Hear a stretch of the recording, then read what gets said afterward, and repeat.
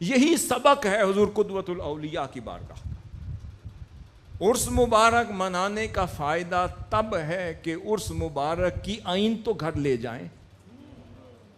ہم ساری زندگی عرس اور آراس مناتے رہے پر آئین کی سمجھ نہیں آئی کہ آئین کا مطلب کیا ہے۔ مجھے صرف یاد دلائیے گا، میں بتاؤں گا عرس کی آئین کا مطلب کیا ہے، وہ تھوڑی دیر بعد اس کا ذکر کریں گے۔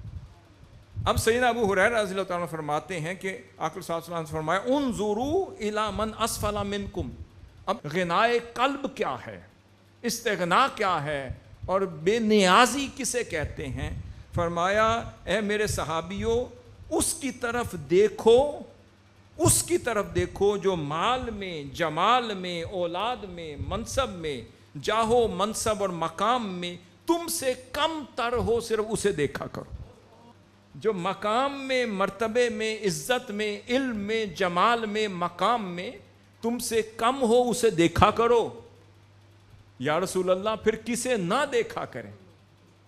فرمایا وَلَا تَنْظُرُوا إِلَىٰ مَنْ هُوَ فَوْقَكُمْ۔ جو مال میں، جو جاہ میں، جو جمال میں، جو زینت میں، آلائش میں، آرائش میں اور زیب و زینت میں، دنیا میں تم سے فوقیت رکھتا ہو، اسے مت دیکھو۔ جو تم سے کم تر ہے اسے دیکھا کرو۔ کسی صحابی نے عرض کیا ہوگا یا رسول اللہ کیوں دیکھا کریں؟ تاکہ جس کے پاس علم، عمل، جمال، زینت اور آسائش تم سے کم ہے، جب تم اسے دیکھو گے تو جو کچھ خدا نے تمہیں دے رکھا ہے اس طرف نظر پڑے گی تو شاکر ہو جاؤ گے۔ اگر اپنے سے برتر کو دیکھو گے، اپنے سے اعلیٰ اور افضل کو دیکھو گے تو ترسی ہوئی نگاہوں سے دیکھتے رہو گے تو شکر گزاری کبھی نہیں پیدا ہوگی۔ میں ایک واقعہ عرض کر دیتا ہوں، یہاں سے آپ اس سبجیکٹ کو سمجھ لیں گے۔ شیخ سعدی الشیرازی رحمہ اللہ تعالیٰ عنہ فرماتے ہیں کہ ایک روز میں سفر کر رہا تھا، جمعے کا وقت تھا، تو میں نماز جمعہ کی غرض سے میں جامع مسجد میں داخل ہو گیا، اور اپنی جو جوتیاں تھیں وہ میں نے باہر سیڑھیوں پر رکھ دیں، جیسے آپ بھی رکھتے ہیں، واپس آتے ہیں تو حضور داتا صاحب جوتی رکھی، جوتی غائب ہو گئی، آپ دوسری کی جوتی پہن کر آ گئے۔ اب وہ انہوں نے واپس آئے تو دیکھتے ہیں کہ ان کی جوتیاں ہی غائب ہیں۔ تو امام سعدی الشیرازی فرماتے ہیں میں نے اللہ کی طرف نگاہ اٹھائی اور کہا کہ اے مولا، جو تیرے گھر حاضر ہو کر تیری نماز پڑھے تو اس کے ساتھ یہ حال کرتا ہے کہ اس کی جوتیاں ہی غائب ہو جائیں۔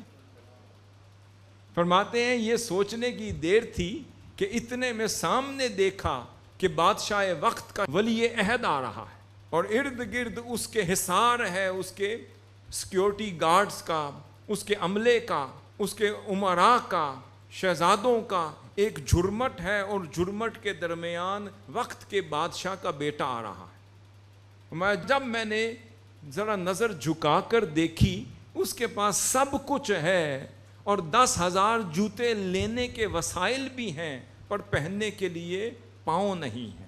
اسی وقت میں نے اپنے آپ کو جھڑک دیا، جھنجھوڑ دیا، میں خدا کے حضور گر گیا، سجدہ ریز ہو گیا۔ میں نے کہا اے مولا مجھے معاف کر دے، میں تیری بارگاہ میں توبہ کرتا ہوں، کیا ہوا؟ میرے جوتے ہی چوری ہو گئے۔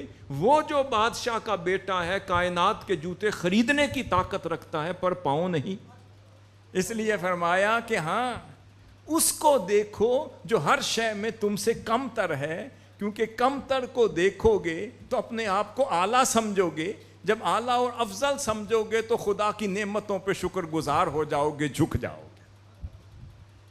پھر سیدنا ابو ذر غفاری رضی اللہ تعالیٰ عنہ سے مروی ہے، اسی ضمن میں پھر وہ فرماتے ہیں، اور علامہ ابن حبان الصحیح میں اسے نقل کرتے ہیں کہ ایک روز سیدنا ابو ذر غفاری رضی اللہ تعالیٰ عنہ فرماتے ہیں کہ میں آقا صلی اللہ علیہ وسلم کی بارگاہ میں حاضر ہوا، آقا صلی اللہ علیہ وسلم نے مجھے پکڑ لیا، فرمایا یا ابا ذر اترا کثرت المال هو الغنا۔ پھر میں غنا کی بات کر رہا ہوں۔ فرمایا اے ابو ذر کیا تم کثرت مال کو غنا سمجھتے ہو؟ کسی کے پاس مال کی کثرت ہو جائے تو تم اس کو غنا سمجھتے ہو؟ سیدنا ابو ذر غفاری رضی اللہ تعالیٰ فرماتے ہیں میں نے کہا نام یا رسول اللہ میں تو یہی سمجھتا ہوں.